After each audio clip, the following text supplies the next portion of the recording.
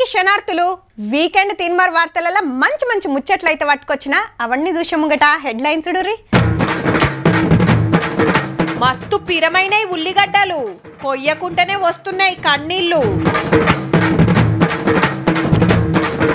ఊరంతా అముడాలొల్లే తికమక అయితున్నారట కన్నోల్లే.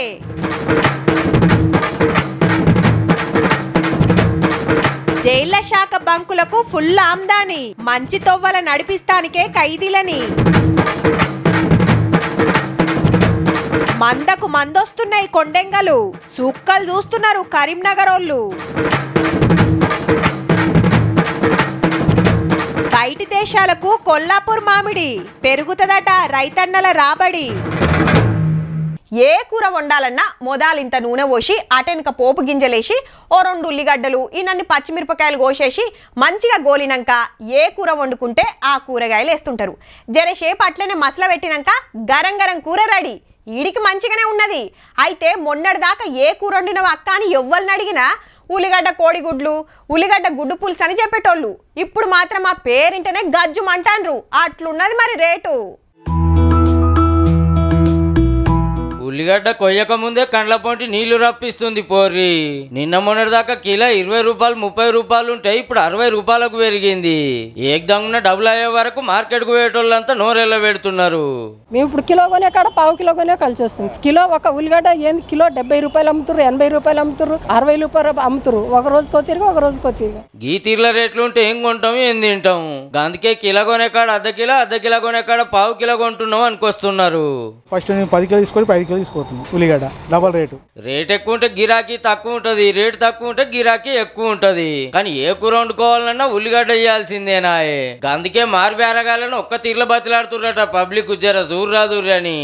ఇప్పుడు కస్టమర్లు మా దగ్గర వచ్చే వాళ్ళు కూడా 60 అనే వరకు వెనక ఒకటి 10 రూపాయలు ఇచ్చి ఒకటి కొనుక్కొని పోతుంది. 5 రూపాయలు 2 రూపాయలు ఇచ్చి ఒకటి అని అంటారు. అలాంటి దీనమైన పరిస్థితి. ఒక్క ఉల్లిగడ్డ ఇవ్వని బతిలాడుతుర్రు అంటే చూడు ఎట్లున్నదో. వాళ్ళు ఏం చేస్తారు పాపం, హోల్సేల్ మార్కెట్ లోనే కిలోకు 50-60 రూపాయలు ఉంటుండే.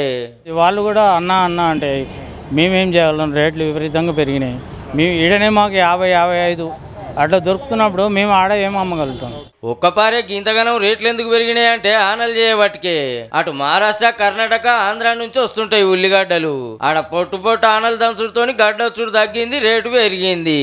విపరీతమైన వర్షాలు తుఫాన్ ప్రభావము వాయుగుండాల వల్ల ఇక్కడ కర్ణాటక మహారాష్ట్రలవి ఇప్పుడిప్పుడే కొంచెం ఎక్స్పోర్ట్ అయిన వల్ల వాళ్ళు మహారాష్ట్ర వాళ్ళు స్టాక్ ఆపి కొంచెం రిలీజింగ్ తక్కువ చేస్తున్నారు. పబ్లిక్ గోసపడుతుర్రు అని సెంటర్ వాళ్ళే 35 రూపాయల కిలో చొప్పున ట్రక్కులలో పెట్టి అమ్మాలని డిసైడ్ చేసిండ్రు.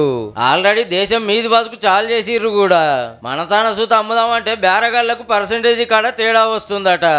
వాళ్ళు ఒక కండిషన్ పెడుతుర్రు, ఒక హైదరాబాద్కి వస్తే 1% కమిషన్లా చేయాలంటారు. 1% చేయాలంటే ఇక్కడ గిట్టుబాటు కాదు. గతంలోనేమో 4% యథావిధిగా ఇచ్చి చేయమంటుండే వస్తుండే.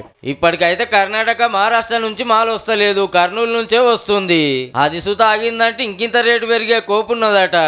కర్నూలుది రాకుంటే ఇంకా రేట్ హై ఉంటుంది. విలేజెస్లలో ఆడ ఈడ ఏంటంటే కర్నూలుది ఎక్కువ పోతుంది. ఇక మన సిటీలా రెస్టారెంట్స్కి అన్నీ ఏమో మహారాష్ట్ర గడ్డ పోతుంది అన్నమాట. ఇప్పటికే ఉప్పు పప్పులు నూనెలు సరుకుల రేట్లన్నీ పెరిగి కొనలేకపోతున్న పబ్లిక్ ఉల్లిగడ్డల ధర సుత పెరుగుడుతోని మూలిగేనక్క మీద తాటి పండు పడ్డట్టు అయింది. జర సెంటరోళ్ళు బేరగాళ్ళగా పర్సంటేజీ ఏదో మాట్లాడి అగ్వ కమ్మిచ్చే ఉపాయం జల్దీనే చేస్తే తప్ప కూరల్లో ఉల్లిగడ్డేసే కోపు లేదంటే లేదంతే.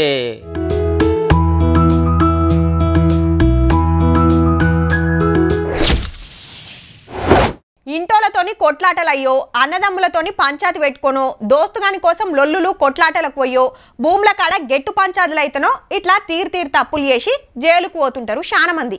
తప్పును బట్టి వాళ్ళకు 7 ఏళ్ల 2 ఏండ్ల 3 ఏండ్ల లేకుంటే జీవిత ఖైదు సుత పడుతుంటది. ఏండ్లక మనం జైల్లోనే ఉండాలి. వాళ్ళు పెట్టిందే తినాలి, చెప్పిందే చేయాలి. కానీ జైలున్నది ఖైదీలను శిక్షిస్తానికి కాదు, వాళ్ళను మారుస్తానికి. అగో గదే పని మన జైళ్ల శాఖ ముంగటేసుకుంటే మంచిగా అక్కెరకొస్తున్నది.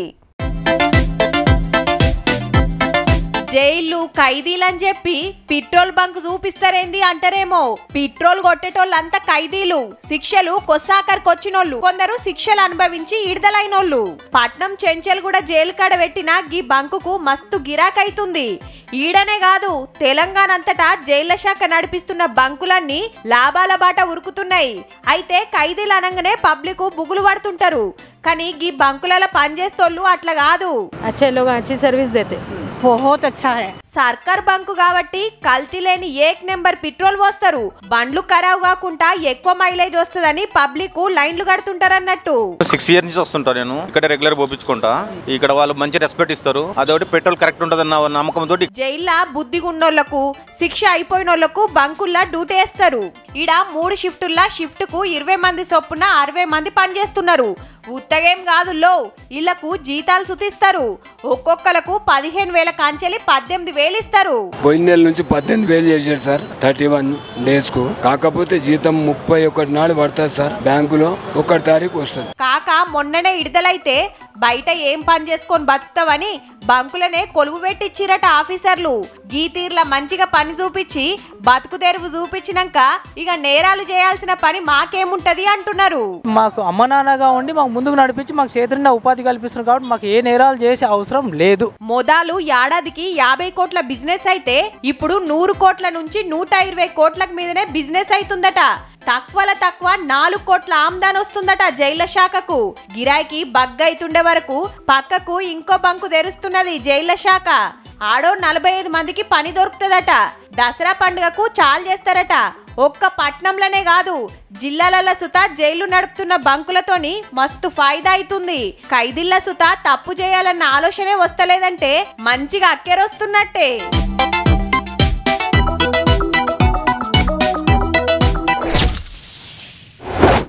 ఏ ఊరికన్నా ఓర్రి, ఒక్క కొడుకు ఒక బిడ్డ, 2 కొడుకులు 2 బిడ్డలు, ఓ బిడ్డ ఓ కొడుకు, 2 బిడ్డలు ఓ కొడుకు, 2 కొడుకులు ఓ బిడ్డ. ఒకళ్ళ ఇంట్లో 5 ఆడపిల్లలు సుత ఉంటారు. అట్లనే అమడాలలో సుత ఉండొచ్చు, లేకుంటే లేదు. మొగోళ్ళైతే రామలక్ష్మణులని పేరు పెట్టుకుంటారు. ఊరికి 2-4 కవులలుంటే మా ఎక్కువ, కానీ గీడ చూడుర్రీ. అటుపక్క కూకున్న చెల్లెమ్మలను మంచిగా చూడుర్రి. అముడాలోళ్ళు 2 అచ్చుకుద్దినట్టే ఉన్నారు పో. ఇటు ఇల్లు సుత ఎవరు అక్కో ఎవరు చెల్లో గుర్తుపట్టు రాకుంటున్నారు పో. ఈడ ఇంట్లో ఆడుకుంటున్న బుడ్డోళ్ళు సుత అముడాలోళ్ళే. ఇటు ఇల్లు సుత ఈ చెల్లెమ్మలైతే జిరాక్స్ తీసినట్టే ఉన్నారు పో. వీళ్ళంతా ఏరే ఊరోళ్ళు కావచ్చు అనుకునేరు. ఆదిలాబాద్ జిల్లా వడ్డాడు ఊరోళ్ళే అంతా. ఏం తక్కువ 12 జంటలు ఉన్నారట అముడాలోళ్ళే. నరసింహస్వామి దయ చొప్పన మాకు 2 కావలాలు ఫస్ట్ కాన్పుకే పుట్టిండ్రు. సార్లకు కూడా తికమకైతుందిక ఎవరు గాయత్రి ఎవరు ఏమి గౌతమి అన్నట్టు తికమకైతారు. అక్కను చూసి చెల్లి అనుకుంటారట, చెల్లెని చూసి అక్క అనుకుంటారట. ఈ తీర్ల కవలలు ఎందుకున్నారంటే అంత నరసింహస్వామి దయ అంటుర్రు. ఇక కవలలిద్దరికి సేమ్ డ్రెస్ వేసిరా అంటే గుర్తుపట్టుడు జేజమ్మతో సుత కాదట. అట్లనే ఉన్నారు మరి. పిల్లల పేరు కానీ అలా డ్రెస్సులు వేరే వేస్తే తప్ప మొఖాలు కూడా సేమ్ పుట్టడం అది దేవుని దయనే. సేమ్ సెట్ వేస్తే గుర్తుపట్టలేదు. విరాట్ అంటే విశాలంటే విరాట్ అంటారు. సేమ్ డ్రెస్సులు రోజు వేయమన్నట్టుగా. ఇంకా గమ్మత్ ఏంటంటే ఒకళ్ళకు దగ్గు వస్తే ఇంకోళ్ళకు దగ్గు వస్తుంది, ఒకళ్ళకు జ్వరం వస్తే ఇంకోళ్ళకి వస్తుందట. పిల్లల ఆరోగ్య పరిస్థితి ఎట్లుంటదంటే ఒక పాపకు జ్వరం వచ్చింది ఇంకో పాపకు జ్వరం ఆటోమేటిక్ వస్తుంది ఒక రోజు తర్వాత. అట్లా ఒకళ్ళ దగ్గర ఇంకొకళ్ళకి అంటే వస్తుంది అట్లా మామూలుగా. అదేదో సినిమాలో చూసినట్టే ఉన్నది పోర్రి. ఇక దోస్తులు చూస్తే ఒకళ్ళనుకొని ఇంకోళ్ళను మందలిస్తారట. మా దోస్తులు సుఖ గుర్తుపట్టారు. ఇంకోళ్ళని వీళ్ళ పోయి ఇంకొకళ్ళని పిలుస్తారు. ఇంకో గమ్మత్ ఏంటంటే అందరికందరు చదువులో మస్తు రువ్వడు ఉంటారట. ఒక్క పారి చెప్తే మతికి పెట్టుకుంటారట. ప్రతి క్లాసులో కూడా 2 కవల పిల్లలు ఉండేవాళ్ళు. ఈ ఊర్లో ఇంకొక గొప్ప విషయం ఏంటంటే సార్, కవల పిల్లల్లో ఐక్యూ పర్సెంటేజ్ కూడా 2కి సమానంగా ఉంటుంది. చదువులో మేటిగా ఉంటున్నారు. 1700 జనాభా 350 ఇండ్లున్న ఊర్లో 16 ఏళ్లలో 12 జంటలు అమడాలోళ్ళు పుట్టిర్రట. కానీ ఒక ఊర్లో 1 జంట 2 జంటలు ఉంటేనే తికమక అవుతుంటారు. అసొంటిది 12 జంటలు అంటే ఆ ఊరి నీళ్ళల్లో ఏమైమున్నదో జీన్స్ తోనే అవుతుందో గాని చిత్రం అంటే చిత్రం అనిపిస్తుంది పోరి ముచ్చటైతే.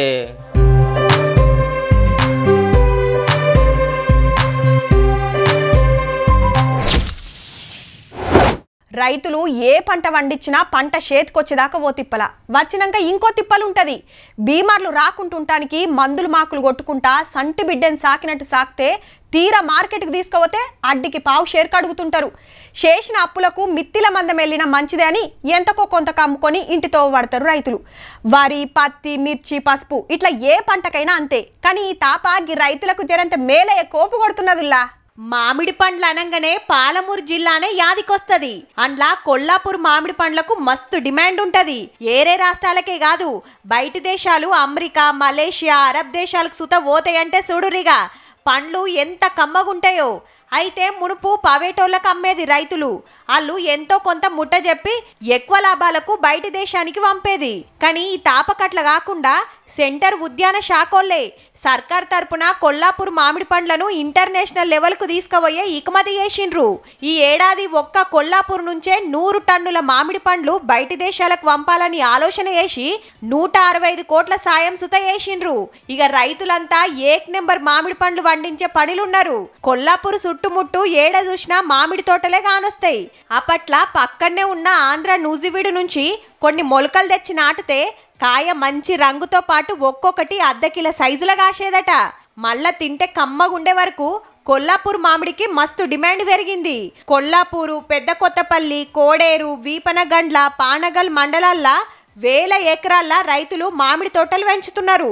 100 ఏండ్లకు మీదనే చరిత్ర ఉన్న కొల్లాపూర్ మామిడికి సర్కారే బయటి దేశాలకు పంపుతుండుతోని రేపు ఇంకింత డిమాండ్ పెరుగుడు పక్కా.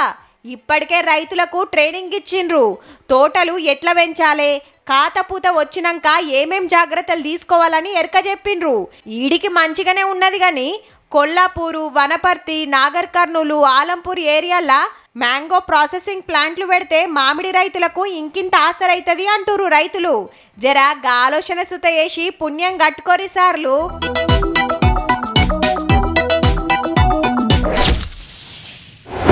తెలంగాణలో చాలా పల్లెలలో కోతుల దండుతోని చిన్న తిప్పల కాదు, దొరకబట్టి పంపిస్తా అంటే పోయినట్టే పోతున్నాయి, మళ్ళా ఊర్ల మీద పడుతున్నాయి.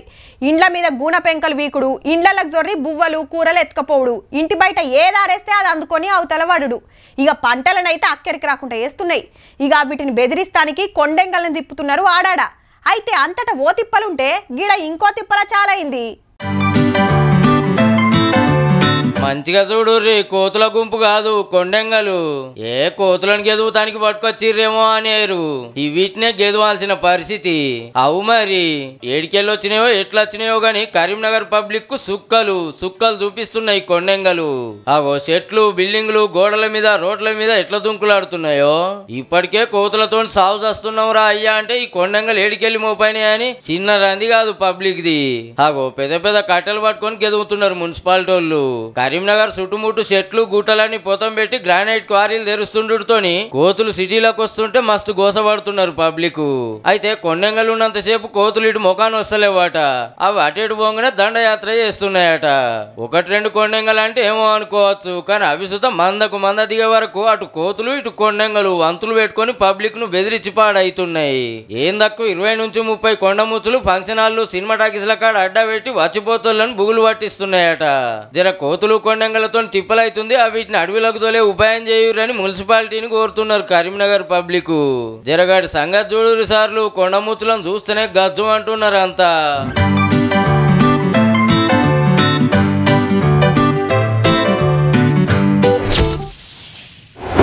ఇప్పుడు ఆనకాలం నడుస్తుంది కాబట్టి తీర్వాటం దొరికితే మనోళ్ళంతా ప్రాజెక్టుల కాడికి లైన్లు కడుతుంటారు. ఇక ప్రకృతి అందాలు చూడాలనుకుంటే ఊటీ, కేరళ, అటు హిమాచల్ ప్రదేశ్, కాశ్మీర్కు పోతానికి ప్లాన్లు వేస్తుంటారు. గుళ్ళు, గోపురాలకు పోతోళ్ళు, కోటలు, చారిత్రక కట్టడాలు కాయిచేస్తోళ్ళు అవి ఏడున్నాయో దేవులాడుకొని పోయేస్తుంటారు. కొందరు బయట దేశాలకు సుత పోతారు పైసలుంటే, అట్లనే మన తానికి సుత వస్తుంటారు. గా టూరిస్టుల ముచ్చట ఇది. కాకుంటే లోకల్ కాదుల్లో మొత్తం ఇంటర్నేషనలే. బయటి దేశాల నుంచి తెలంగాణకు వచ్చే టూరిస్టులంతా హైదరాబాద్ అందాలకు ఫుల్ ఫిదా అవుతుర్రు.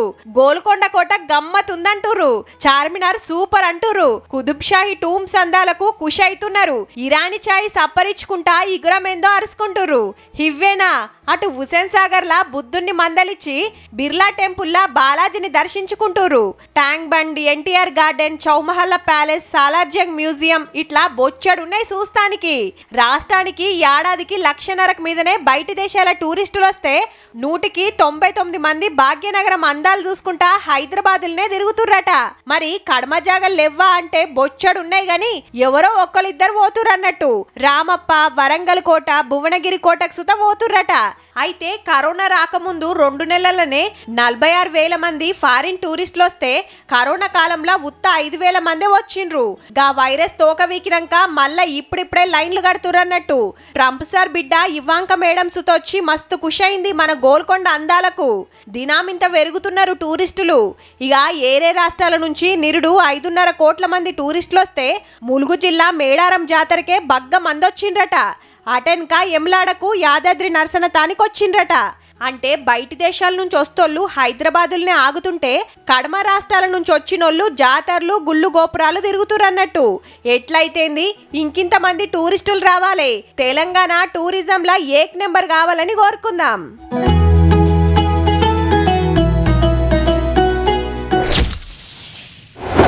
మొన్నటిదాకా వినాయకుని పండుగ చేసుకున్నాం. ఇప్పుడు అమ్మలక్కలంతా బొడ్డెమ్మ పండుగ చేసుకుంటుర్రు. ఇదైనాక బతుకమ్మ పండుగ రాబోతుంది. 9 ఒద్దులు అమ్మలక్కలంతా మా సంబరంగా చేసుకునే పండుగ. పూలను కొలుసుకునే ఒకే ఒక్క పండుగ మన బతుకమ్మ. అట్లనే 9 ఒద్దులు దేవి నవరాత్రులు సుత ధూమ్ధామ్గా నడుస్తుంటాయి దేశమంతటా. వినాయకుని కాడ భజనలు నడిచినట్టే దేవి మండపాల కాడ సుత భజనలు ఆటపాటలు జోరుంటాయి. అందులో చెప్పుకోవాల్సింది గార్బా డాన్స్.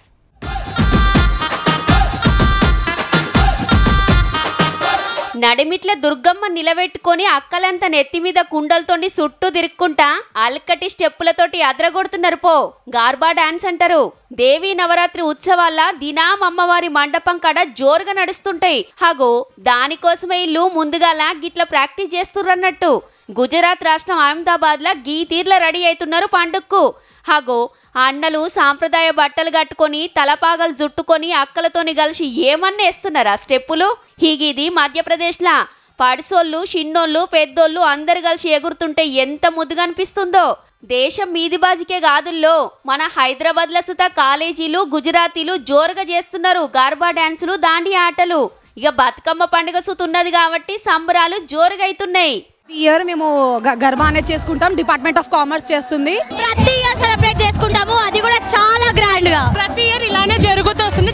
చాలా మంది స్టూడెంట్స్ ఇలానే చాలా ఎంజాయ్ చేస్తున్నారు. ఇంకో 3 ఒద్దులైతే గా సంబరాలు ఏడేడ ఎట్లెట్లా అవుతున్నాయో మొత్తం చూపిస్తాం గానీ ఇప్పుడైతే గార్బా దాండియా డాన్సులు అన్ని కలిపి చూడుర్రిగా.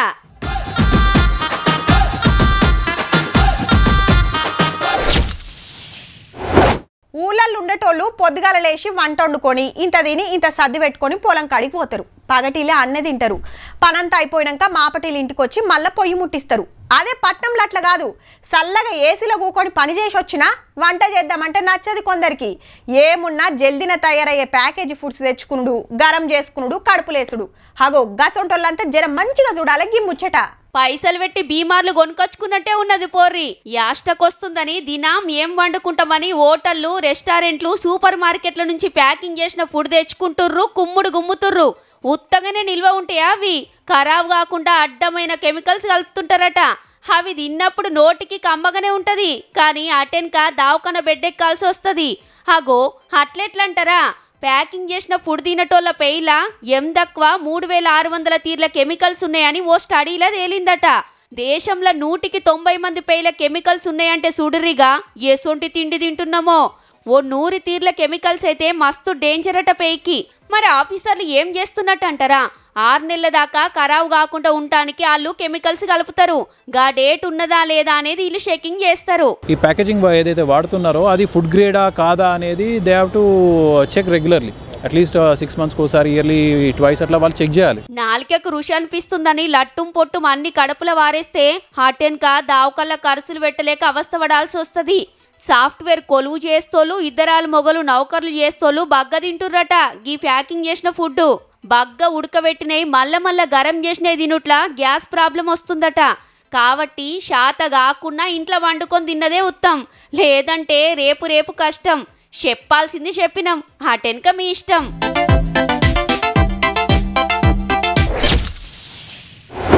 ఊళ్ళ ఊళ్ళల్లా వెనకట కథలు చెప్తానికి చిందోళ్ళు ఒగ్గోళ్ళు శారదగాళ్ళు కాకి పడుగోళ్ళు వస్తుండే. అట్లనే కోతులు ఆడిస్తోళ్ళు సర్కస్ ఫీట్లు వేస్తోళ్ళు సుత 3 బాటల కాడ ఆటలు పెడుతుండ్రి. అంతా చూసినాక ఎవరికి ఎంత దోస్తే అంత ఇచ్చేటోళ్ళు. అటెనక ఆలు సుత ఇల్లు తిరిగి అడుక్కునేటోళ్ళు. ఇక సంక్రాంతి పండుగ వచ్చిందంటే గంగిరెద్దులను ఆడించేటోళ్ళు ఊళ్ళలోకి వస్తుంటారు. వీళ్ళే కాకుండా గీలు సుత ఊకూక వచ్చేది అప్పట్లా. ఇప్పుడు అసలు చూద్దామన్నా కానరాకుండా అయిండ్రు.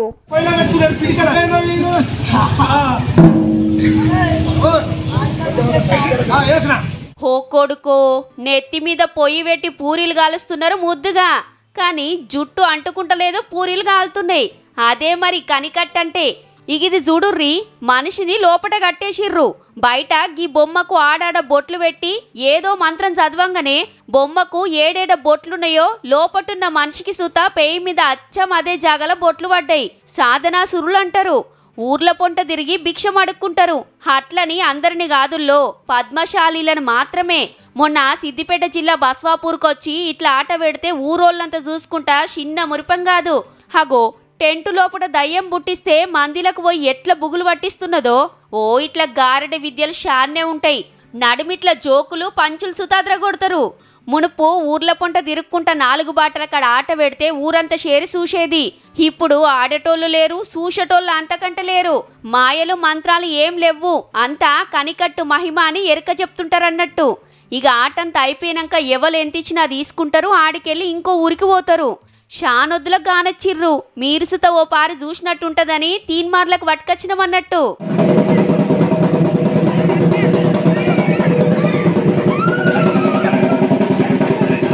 చూసిండ్రు కదా. ఇక ఇవాళ ఇయాల్టి వీకెండ్ తీన్మార్ ముచ్చట్లు ఉంటామల్లా. నమస్తే.